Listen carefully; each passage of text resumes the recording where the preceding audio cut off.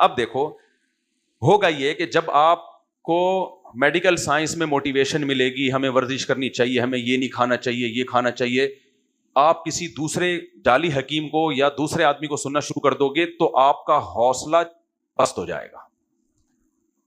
حالانکہ آپ کو یہ فلسفہ معلوم ہے کہ بات ڈاکٹر کی سنی جائے گی، لیکن اس کے باوجود بھی جب آپ سنو گے نا جنرل نالج کے لیے، وسوسے لازمی پیدا ہوں گے. پہلے ہی ہم لوگ کم ہمت ہیں.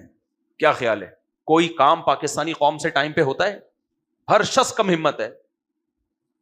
تو کم ہمتی کے مزید اسباب پیدا کر لیں ہم ان لوگوں کو سننا شروع کر دیں جس سے ہمت اور زیادہ ٹوٹنا شروع ہو جائے، وسوسے پیدا ہونا شروع ہو جائیں. تو یہ بے وقوفی ہے یا نہیں ہے؟ تو میں بتا رہا تھا وہ ڈاکٹر کی ویڈیو آئی، اس نے بتایا چینی نقصان دہ، تلی ہوئی چیزیں نقصان دہ وغیرہ وغیرہ. آخر میں بڑی پیاری بات کہی. اس نے کہا لوگوں کے کالز میرے پاس آتی ہیں کہ فلاں یہ کہتا ہے، فلاں یہ کہتا ہے، اس کے خلاف ریسرچ کہتے ہیں. کسی کی مت سنو، جو میں کہہ رہا ہوں اس پر عمل کرنا شروع کر دو. جیسے بہت ساری ریسرچ مارکیٹ میں آتی رہیں گی، کوئی کچھ کہے گا. یوٹیوب کی دنیا بہت، آپ یوٹیوب پہ لکھو تربوز کے فائدے، تو فائدوں کی ایک لسٹ. آپ لکھو تربوز کے نقصان، تو ایسا لگے گا تربوز سے زیادہ زہر کسی چیز میں ہے ہی. ہمارے ایک دوست نے مجھے بتایا ہم نے ڈائٹنگ کی، اتنے دن تربوز خالی کھایا، میں ایسا دبلا ہو گیا. میں نے ڈاکٹر سے پوچھا، اس نے کہا بھائی تربوز میں اتنا شوگر ہے، آپ اتنے دن کھاؤ گے تو دبلے نہیں ہوگے. آپ دبلے ہو بھی گئے نا، وہ شوگر اسٹور ہو جائے گی آپ کی باڈی میں، کچھ گڑبڑ کر دے گی. بہرحال اتنے نظریے، اتنی باتیں ہیں کہ سوائے بوکھلاہٹ کے کچھ بھی حاصل نہیں ہوتا. لوگوں نے کمنٹس کیے ہوتے ہیں ڈاکٹر صاحب فلاں ڈاکٹر یہ کہہ رہا ہے، فلاں حکیم یہ کہہ رہا ہے، آپ یہ کہہ رہے ہو. تو بھائی آپ اتنے لوگوں کو سن کیوں رہے ہو؟ ہمیشہ اعتماد پہلے تحقیق کی جاتی ہے کہ یہ قابل اعتماد ہے یا نہیں، یہ اپنی فیلڈ کا ماہر ہے یا نہیں. جب ایک دفعہ پتہ چل جائے اس کو سنو. پھر اب میں آتا ہوں اصل بات کی طرف. مذہب میں بھی ایسے ہی ہے. وہ جو ہمارے دوست آئے تھے نا، کہہ رہے تھے میں نے ایتھیس لوگوں کو سننا چھوڑ دیا جو اسلام کے خلاف باتیں کرتے ہیں. پہلے میں سنتا تھا، پھر ان کے دلائل تلاش کرتا تھا، علم میں اضافہ ہو رہا تھا. کہہ رہے لیکن علم میں اضافے کے ساتھ ساتھ وسوسے بھی آ رہے تھے. نمازوں میں دل نہیں لگ رہا تھا. جو ہم عمل کر رہے ہیں جس میں قربانی ہے اس میں شک پیدا ہونا شروع. کہہ رہے میں نے جان چھڑائی اور دیکھنا ہی چھوڑ دیا. میں نے کہا بالکل صحیح کیا، کرنا چاہیے ایسے. ایک مشہور لوگ کہتے ہیں نا سنو سب کو، سنو سب کو. نا یہ صرف ڈائلاگ ہیں کہنے کی حد تک. غلط ہے یہ. سب کو وہ سنے جس نے ریسرچ کرنی ہے. جیسے ڈاکٹر ذاکر نائک ہے، اس نے تمام ادیان کا مطالعہ کیا، یا اور کسی نے ریسرچ کرنی ہے، تحقیق کرنی ہے. نارمل آدمی کے لیے یہ عمل ٹھیک نہیں ہے، اس کا نقصان ہوتا ہے. نبی صلی اللہ علیہ وسلم نے حضرت عمر فاروق کو دیکھا کہ پچھلی آسمانی کتابوں کا مطالعہ کر رہے ہیں، آپ غضبناک ہو گئے. آپ نے فرمایا حدیث کا مفہوم ہے قرآن ہے ہمارے لیے، بس ہم نے عمل کس پہ کرنا ہے؟ قرآن پہ. تو اب پچھلی کتابیں منسوخ، ان کا مطالعہ بھی نہیں کیا جائے گا. ہاں کوئی ریسرچ کے لیے کر رہا ہو تاکہ مناظرے میں ریفرنس دے سکے، بحث میں ریفرنس دے سکے، وہ ایک الگ بات ہے. نارملی اس کی اجازت نہیں ہے کہ بھائی ہمارے پاس قرآن موجود ہے تو ہم کیوں ادھر ادھر جائیں. اور یہ ریسرچ ممکن بھی نہیں ہے. مثال کے طور پر آپ کو یار میں مندر میں جا کے دیکھتا ہوں کیا ہو رہا ہے وہاں پہ، 2 دن ہندوؤں کی عبادت کر کے دیکھتا ہوں، سکون نماز میں زیادہ ملتا ہے یا مندر میں ملتا ہے. پھر آپ ایک دن چرچ چلے گئے کہ وہاں دیکھیں، ان کمپیئر کر کے دیکھیں گے. پھر آپ یہودیوں کی عبادت گاہ میں چلے گئے، پھر ان کے روزے رکھ کے دیکھ لیا آپ نے، ان کے مذہب کو چند دن ٹرائی کر کے دیکھا. نتیجہ کیا نکلے گا؟ نہ یہودی بنو گے، نہ عیسائی بنو گے، نہ ہندو بنو گے، نہ قادیانی بنو گے. اسلام میں جو مضبوطی سے چل رہے تھے نا اس میں دراڑیں پڑ جائیں گی. جو ایک اللہ نے کانفیڈنس دیا تھا، اطمینان قلب کے ساتھ ایک عبادت میں لگے ہوئے تھے، اس کی ایسی کی تیسی ہو جائے گی. تو اس لیے یہ بات بالکل غلط ہے کہ ہر ایک کو سنو. ہر ایک کو وہ سنے جس نے ریسرچ کرنی ہے. اب سوال پیدا ہوتا ہے کہ اگر ہم ہر ایک کو نہ سنیں تو پھر گمراہ لوگ بھی تو اسی طرح گمراہ ہوتے ہیں. کیا خیال ہے؟ وہ اپنے پیر و مرشد کو بس باپ بنا کے رکھ لیتے ہیں. وہ دن کو رات کہے اس کو رات کہتے ہیں، وہ رات کو دن کہے اس کو دن کہتے ہیں. ساری گمراہیوں کی جڑ باپ دادا کی اندھی تقلید ہے یا نہیں ہے؟ مجھے لگ رہا ہے آپ لوگ تھک گئے ہو. مجھے لگ رہا ہے تھوڑا سا جب 4 شادی کی بات آئی تھی، تھوڑا سا جن میں بیلنس باقی ہے ان میں تھوڑا سا جوش پیدا ہوا تھا، تھوڑا سا جوش پیدا ہوا. تو بہت سے لوگ کہتے ہیں اندھی تقلید کے نتیجے میں ہی تو لوگ کیا ہوئے ہیں؟ گمراہ ہوئے ہیں. تو مفتی صاحب آپ تو اندھی تقلید سکھا رہے ہو. ہم تو بھائی سنیں گے سب کو، ہو سکتا ہے وہ زیادہ صحیح بات کہہ رہا ہوں. یاد رکھو اندھی تقلید کسے کہتے ہیں؟ اندھی تقلید اسے نہیں کہتے کہ آپ کسی ایک کو پکڑ کے بیٹھ جائیں. نہ اندھی تقلید اسے کہتے ہیں جس فیلڈ میں جس کو فالو کر رہے ہیں وہ اس فیلڈ میں ایکسپرٹ نہ ہو، پھر بھی آپ اس کے پیچھے پڑے ہوئے ہو. یہ ہوتی ہے اندھی تقلید. یہ مذہب میں بھی حرام ہے اور دنیاوی معاملات میں بھی حرام ہے. دنیاوی معاملات میں بھی حرام ہے. ایک صاحب آئے میرے پاس کہ میرے ابا کے ہاں ایک عامل آتا ہے گھر میں, وہ بزرگ ٹائپ کا عامل بنا ہوا ہے, داڑھی واڑی ہے, اور وہ جن چڑیل بھوت بھوت جو ان کے ہوتے ہیں, میرے ابا ہر چیز اس سے پوچھتے ہیں.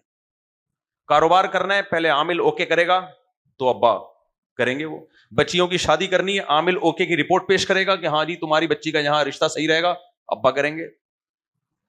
یہ اندھی تقلید ہے. کیا ہے یہ بھائی؟ وہ تمہارا باپ ہے, تمہیں کیا ہے وہ, اس کو رشتوں کا کہاں سے پتا چل گیا؟ اسی طرح جس کو آپ فالو کر رہے ہیں, آپ کو پتا ہے اس کے پاس علم زیرو ہے, پھینکتا ہے لمبی لمبی. جیسے یوٹیوب پہ کتنے بڑے بڑے پھینکو پڑے ہوئے ہیں, ایسے ایسے کرامات کے واقعات سناتے ہیں, انسانی عقل حیران ہو جاتی ہے کہ یہ مذہب ہے یا کیا ہے بھائی. اب میں نام نہیں لیتا, خام خام ایک فرقواریت پھیلتی ہے. کوئی کبھی آپ ان سے قرآن و سنت کی بات نہیں سنو گے, جو خود ہی برحق نہ ہو, آپ کو یقین ہی نہ ہو کہ یہ برحق ہے, تو پھر ایسے شخص کو فالو کرنا یہ اندھی تقلید کہلاتا ہے. لیکن اگر آپ کو پتا چل گیا کہ یہ اس فیلڈ میں ایکسپرٹ ہے, چند دفعہ سننے کے بعد اندازہ ہونے لگتا ہے انسان کو. آپ ڈاکٹروں میں کیسے لوگ مجھے کہتے ہیں ہمیں کیسے پتا چلے گا کہ صحیح عالم کون سا ہے, غلط عالم کون سا ہے؟ میں نے کہا تمہیں کیسے پتا چل جاتا ہے صحیح ڈاکٹر کون سا ہے اور غلط ڈاکٹر کون سا ہے؟ سب سے پہلے تو تم دیکھتے ہو پراپر وے میں پڑھا ہوا ہے کہ نہیں ہے, پھر تم اس کی باتیں میچ کرتے ہو دوسروں سے کہ نہیں تو نہیں لا رہا مارکیٹ میں جو کوئی بھی نہیں لا رہا ہوتا. ایسے ہی ہوتا ہے نا, ایسی بات تو نہیں پھینک رہا جو بالکل ہی الگ. کیونکہ کیا سارا میڈیکل سائنس کیا علم اسی کے اوپر اترا ہے؟ باقی سارے گھاس کھاتے رہے ہیں, باقی سارے گھاس کھاتے رہے ہیں. ایک حکیم آیا, اس نے کہا کہ میں دمے کا علاج کیلے سے کرتا ہوں. اتنا مشہور ہوا نا, وہ ہمارے محلے میں ادھر آیا تھا, وہ 100-200 روپے فیس لیتا تھا. لاکھوں لوگ لائن لگا کے کھڑے رہتے تھے, لاکھوں. حیدرآباد سے آ رہے ہیں, کہاں سے آ رہے ہیں, 20-25 سال پرانی بات ہے. کیلے کے اندر پتہ نہیں وہ کوئی بیج ڈالتا تھا اور کہتا تھا بس ایک دفعہ کیلا کھا لو ٹھیک بھی ہو جاؤ گے, لیکن زندگی بھر دوبارہ کیلا نہیں کھانا کبھی.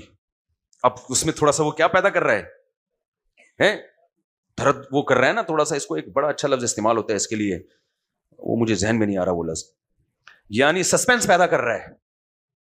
کیا پیدا کر رہا ہے؟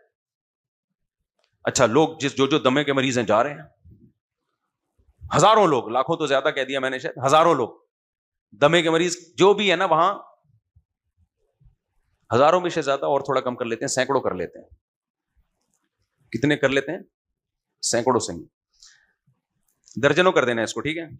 اچھا خیر, مطلب بہت لوگ, بہت زیادہ لوگ جا رہے تھے لائن لگا کے نا, لمبی لمبی لائنوں میں. جو بھی دمے کے مریض ہے نا, پتا چل رہا ہے یہ 20 سال سے بھی زیادہ, میں چھوٹا تھا اس میں, میری عمر 18-19 سال ہوگی. میں منع کر رہا ہوں لوگوں کو کہ نہیں جاؤ یار. کہہ رہے نہیں, اتنے سارے لوگ جیسے شوف سرکار کے پاس نہیں لائن لگا کے کھڑے ہوتے, ایسے لائن لگا کے. میں منع کر رہا ہوں, بھائی کیلا کہاں سے؟ کہہ رہے ہیں نہیں بھائی اتنی لمبی کچھ تو ہے نا اس بندے کے پاس. میں نے کہا بھائی یہ اس بندے کے پاس یہی ہے کہ اتنی لمبی لائن ہے, اس لائن کو دیکھ کے اور ڈبل لمبی لائن ہو جاتی ہے, اس لائن کو دیکھ کے جتنی لمبی لائن ہوگی پبلک اتنا زیادہ آئے گی. ہم اسکول میں کیا کرتے تھے, دیکھو ہم ڈرامہ کرتے تھے اسکول میں. ہم یہ کرتے تھے, ہمارے اسکول میں ایک بادام کا پیڑ تھا, درخت تھا.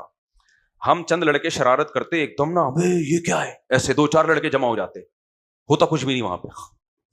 تو اتنے میں جب ایک طالب علم دیکھتا نا, اسٹوڈنٹ دیکھتا کہ 3 لڑکے کھڑے ہوئے ہیں, تو وہ بھی آ جاتا, کیا ہے؟ ہم کہتے چپ کر کے کھڑا ہو جا, بس دیکھ ابھی رش لگے گا یہاں پہ, ہے کچھ بھی نہیں. ہم کہتے چپ کر کے. 4 آ گئے, 5, ان چاروں کو دیکھ کے 5واں, پورا اسکول بادام کے پیڑ کے گرد کھڑا ہوا ہوتا تھا, اور ہم پتلی گلی سے نکل جاتے. ہر شخص جا رہا ہے کہ یہ کیا ہے کیا. تو بعض دفعہ کراؤڈ اکٹھا ہوتا ہے, کراؤڈ کو دیکھ کر, ایک دفعہ کراؤڈ بنانے کی ٹرک ہونی چاہیے آپ کے پاس, اس کے بعد وہ آٹو پہ آ جاتے ہیں. وہ تو اسکول تھا نا, اسکول میں مین گیٹ میں اندر آنے کی اجازت نہیں تھی, ورنہ تو اب تک وہاں کراؤڈ ہوتا, پورے اجتماعات ہو رہے ہوتے. پرانے لوگ سب نکل کے آ چکے ہوتے, امریکہ سے, کینیڈا سے, لندن سے ٹکٹ کرا کے لوگ آ رہے ہوتے کہ یار کیا ہے یہاں پہ. اور اگر کوئی افواہ پھیل جاتی یہاں کوئی ہیرا دریافت ہوا ہے یا کوئی ایسی انوکھی چیز دریافت ہوئی ہے, تو اسی طرح بعض دفعہ رش لگتا ہے. 4 آدمی, 4 سے 8, 8 سے 10, تو اس نے پھینک دی لمبی. کیلے میں پتہ نہیں کوئی جڑی بوٹی ڈال کے دیتا ہے, ایک دفعہ کھانا ہے دمے کے مریض نے وہ کیلا, قیامت تک دوبارہ دما نہیں ہوگا. لیکن سسپینس جو ہوتا ہے نا, دوبارہ کبھی زندگی میں کیلا نہیں کھانا. اگر کھایا تو بس گئے کام سے. لوگ کہہ رہے ہیں کچھ تو ہے یار, کیونکہ اگر وہ ایسے کہہ دیتا نا ایک دفعہ کیلا کھایا تو دوبارہ بھی زندگی میں کھا سکتے ہو, کہتے ہیں کیا ہے یار, وہ کیلے سے کچھ ایسا امیون سسٹم آپ کا ڈیولپ ہو رہا ہے کہ بس وہ کیلا دما کو مار کے جائے گا, اور پھر آپ کی باڈی کو کیلے سے دشمنی ہو جائے گی کہ کیلا تو اگر اکیلا ہی بس ٹھیک ہے, دوبارہ آیا نا ٹھیک نہیں. پھینکو لمبے لمبے, پتہ نہیں کتنے لوگوں کی زندگیاں برباد کر دی ہوں گی اس نے. تو یہ کیا, یہ کون سی تقلید کہلاتی ہے؟ اندھی. اس لیے کہ بھائی اگر تو حکیم ہے تو حکیمی علم صرف ایک آدمی نے پڑھا ہے یا لاکھوں حکیم ہے دنیا میں؟ بولو نا. تو یہ کون سی ایسا میڈیکل سائنس ہے جو تیرے اکیلے کے اوپر نازل ہوئی ہے, باقی کسی کو پتہ ہی نہیں کہ کیلا دمے کا علاج کرتا ہے؟ سمجھ میں آ رہی ہے بات؟ لیکن اس کے لیے کھوپڑی کا کام کرنا ضروری. ایسے ہی کوئی ڈاکٹر آئیں گے ایک دم ایسی بات کریں گے, بھائی میڈیکل سائنس کا علم کوئی انوکھا چھمبا نہیں ہے, ساری دنیا پڑھ رہی ہے. تیرے پاس کون سی ایسی الگ سے تعلیم آ گئی ہے جو تو کہہ رہے کہ یہ کھاؤ تو یہ ہو جائے گا, باقی کیوں نہیں کہہ رہے؟ تو عقل صحیح استعمال کرو, اس عقل سے آپ کو پتا چل جائے گا ایک نمبر ڈاکٹر, پڑھا لکھا ڈاکٹر کون سا ہے اور دو نمبر کون سا ہے. ہاں کچھ پیچیدہ چیزوں میں شاید اندازہ نہ ہو, تو اسی طرح یاد رکھو جیسے ہمیں پتا چل جاتا ہے تجربے کے بعد, سننے کے بعد, کہ کون اپنی فیلڈ میں ایکسپرٹ ہے اور کون کیا ہے, پھینکو ہے. حکیموں کا بھی پتا چل جاتا ہے کون اپنی, دیکھو میرے پاس حکیم بھی ملنے کے لیے آتے ہیں. ابھی کچھ دن پہلے ایک حکیم صاحب آئے ملنے کے لیے. اچھا میرے آج آفس میں ایک صاحب آئے, کہنے لگے آپ کے آفس میں جڑی بوٹیوں کی خوشبوئیں بہت آ رہی ہیں, آپ ڈاکٹر کی کلینک میں جاؤ تو کیمیکل کی اسمیل آئے گی آپ کو, ایسا ہی ہے نا؟ حکیموں کے مطب میں جاؤ نا کلینک میں, آپ کو جڑی بوٹیوں کی خوشبو آئے گی. تو میں نے کہا یار میرے پاس نا ہر قسم کا طبقہ آتا ہے ملنے کے لیے. حکیم آتے ہیں تو کوئی نہ کوئی معجون لے کے آ رہے ہوتے ہیں وہ گفٹ کے طور پہ, صحیح. حکیم آتے ہیں کوئی نہ کوئی معجون. ابھی بلوچستان سے ہمارے ایک دوست آئے, اوریجنل شہد لے کر آئے. میں نے کہا وہ سارا یہاں کیبنٹ میں جمع ہو رہا ہے, تو اس لیے اس کی خوشبو کے بھبوکے ہیں جو کیا ہو رہے ہیں, اڑ رہے ہیں. تو پچھلے ہفتے ایک قبلہ حکیم صاحب آئے, وہ میرے لیے ایک تلبینہ لے کر آیا.